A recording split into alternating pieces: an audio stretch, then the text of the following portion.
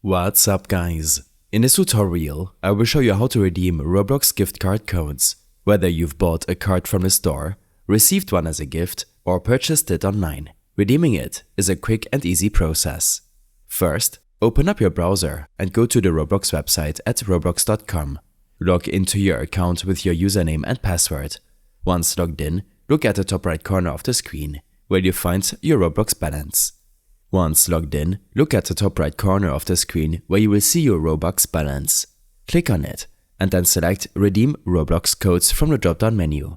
You'll be taken to the redemption page where you will see a text box to enter your gift card code. If you have a physical gift card, scratch off the back to reveal the code. If you bought it online, you can simply copy the code from your email or receipt. Paste the code into the box provided. Before proceeding, make sure you read and agree to any notes or terms displayed on the page. Once you're ready, click on the Redeem button. If the code is valid, the value of the gift card will be added to your Roblox account, and you see your updated balance at the top of the page. I hope this helped you out. Leave a comment if you have any questions, and see you in the next one.